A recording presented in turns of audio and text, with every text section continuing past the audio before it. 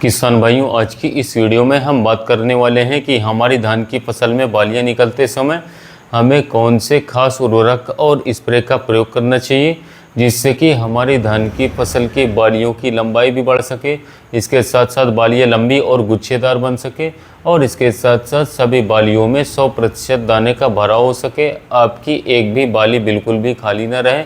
किसान भाइयों, आज की इस वीडियो में हम आपको ऐसे कुछ खास उर्वरकों और इसके साथ साथ खादों के बारे में बताएंगे, जिनको यदि आप बालियां निकलते समय प्रयोग करते हैं तो आपकी धान की फसल की बालियों की लंबाई देख करके पूरा गांव आपसे पूछेगा कि आखिर आपने डाला क्या है। साथ ही आपको रिकॉर्ड तोड़ पैदावार भी प्राप्त होगी साथियों। तो किसान भाइयों, इस वीडियो को पूरा अंत तक, लास्ट तक ज़रूर देखिएगा। इसके साथ साथ यदि आप हमारे चैनल पर पहली बार आए हैं तो दोस्तों सब्सक्राइब भी कर सकते हैं। किसान भाइयों, धान की फसल में जब बालियां निकलना आरंभ हो जाती हैं, यह जो हमारी फसल की अवस्था होती है, इसे अत्यंत महत्वपूर्ण, अत्यंत ज़रूरी माना जाता है। इस अवस्था पर हमारे धान के पौधे को थोड़ी थोड़ी मात्रा में दोस्तों कई सारे पोषक तत्वों की आवश्यकता होती है। यदि साथियों उन पोषक तत्वों को हम इस अवस्था पर अपने धान की फसल में डाल देते हैं तो दोस्तों हमारी धान की फसल की बालियों की लंबाई बढ़ती है, इसके साथ साथ बालियां लंबी और गुच्छेदार बनती हैं और सभी बालियों में किसान भाइयों अच्छे से दाने का भराव भी होता है। तो आइए सबसे पहले हम जान लेते हैं कि बालियां निकलते समय हमें कौन से खाद उर्वरक का प्रयोग करना चाहिए। किसान भाइयों, धान की फसल में बालियां निकलते समय आपको सबसे ज़्यादा आवश्यकता पोटाश की होती है, तो इस अवस्था पर आप पोटाश का प्रयोग करवा सकते हैं। अब पोटाश के लिए किसान भाइयों या तो आप NPK 13-0-45 का प्रयोग करें या फिर साथियों आप NPK 0-34 प्लस बोरॉन का प्रयोग कर सकते हैं, दोनों ही बेस्ट हैं। मैं आपको रिकमेंड करूंगा कि बालियां निकलते समय आपको जो है NPK 0-34 प्लस इसके साथ साथ बोरॉन का प्रयोग करना चाहिए। अब NPK 0-34 में किसान भाइयों 0% नाइट्रोजन, इसके साथ साथ 52% तक फॉस्फोरस और इसके साथ साथ 34% पोटाश की मात्रा पाई जाती है। अब जब धान की फसल में दोस्तों बालियां निकल रही होती हैं, इस अवस्था पर किसान भाइयों बालियों में अच्छे से दाने के भराव के लिए काफ़ी मात्रा में फॉस्फोरस की आवश्यकता होती है और इसके साथ साथ किसान भाइयों दाने हमारे मोटे चमकदार हो सकें, इसके लिए दोस्तों सबसे ज़्यादा जो है पोटाश की आवश्यकता होती है। यदि दोस्तों इन दोनों का प्रयोग हम इस अवस्था पर करते हैं तो दोस्तों हमें इसके चमत्कारिक फ़ायदे देखने को मिलते हैं। इसको डालने के बाद किसान भाइयों सबसे पहले तो हमारी जो धान की फसल है उसमें स्वस्थ बालियों का निर्माण देखने को मिलेगा, इसके साथ साथ बालियां हमारी लंबी और गुच्छेदार देखने को मिलेगी। दाने किसान भाइयों हमारे बहुत ही अच्छे से भरेंगे, इसके साथ साथ सभी बालियों में 100% दाने का भराव देखने को मिलेगा, आपकी एक भी बाली बिल्कुल भी खाली नहीं रहेगी। किसान भाइयों, कुछ किसान साथी इस अवस्था पर पोटाश का प्रयोग बिल्कुल भी नहीं करते हैं, जिसके चलते उनका जो धान का पौधा है उसमें कुछ बालियां खाली रह जाती हैं। लेकिन दोस्तों इस अवस्था पर यदि आप इस स्प्रे का प्रयोग करेंगे तो दोस्तों आपकी एक भी बाली बिल्कुल भी खाली नहीं रहेगी, सभी बालियों में अच्छे तरीके से दाने का भराव भी होगा। जो दाने की क्वालिटी होगी किसान भाइयों वो भी नंबर 1 होकर के चलेगी। आपके जो धान के दाने आएंगे वो मोटे, सुंदर, इसके साथ साथ चमकदार और वजनदार आएंगे, जिससे कि आपको भरपूर पैदावार प्राप्त होगी, देखने को मिलेगी। इसके अतिरिक्त भी किसान भाइयों हमें अन्य कई सारे फ़ायदे देखने को मिलेंगे, जिससे कि हमारा जो धान का पौधा है उसकी जो रोग प्रतिरोधक क्षमता होती है साथियों उसमें वृद्धि देखने को मिलेगी। इसके साथ साथ हमारा जो धान का तना है किसान भाइयों फॉस्फोरस डालने की वजह से काफ़ी ज़्यादा मजबूत हो जाएगा, जिससे कि भविष्य में यदि साथियों तेज़ हवाएँ भी चलती हैं तब भी हमारा पौधा जो है बिल्कुल भी गिरेगा नहीं।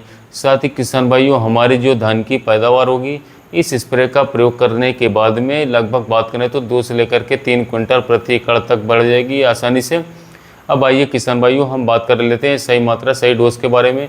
किसान भाइयों NPK 0-34 की यही हम सही मात्रा की बात करें तो दोस्तों लगभग 1.5 किलोग्राम प्रति एकड़ से लेकर के आपको NPK 0-34 लेना होगा और लगभग बात करें किसान भाइयों तो 100 ग्राम इसमें बोरॉन मिलाना होगा।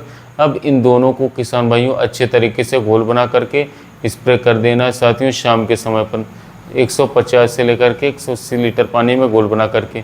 इसका रिज़ल्ट आपको 5 से 6 दिन में ही दिखना चालू हो जाएगा किसान भाइयों। इसको डालने के बाद आपके धान के पौधे की बहुत ही अच्छी तरीके से सभी पोषक तत्वों की पूर्ति हो जाएगी, जिससे कि आपको भविष्य में रिकॉर्ड तोड़ पैदावार प्राप्त होगी, देखने को मिलेगी। लेकिन यहाँ पर दो खास बातें और भी हैं साथियों, जिनका भी हमें बहुत ही ध्यान रखना चाहिए। अब किसान भाइयों, नंबर 1 पर जो है हमारा वो है रोगों से बचाव करना।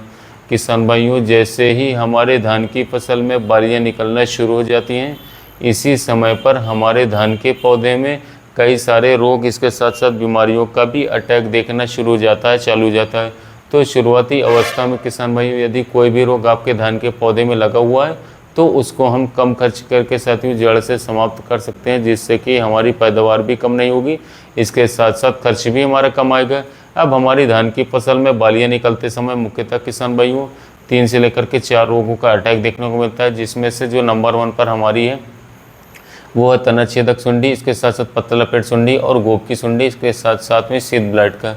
अब यह जो चारों रोग किसान भाइयों हैं, ये सबसे ज़्यादा अटैक यही हमारे धान के पौधों में बालियाँ निकलते समय करते हैं।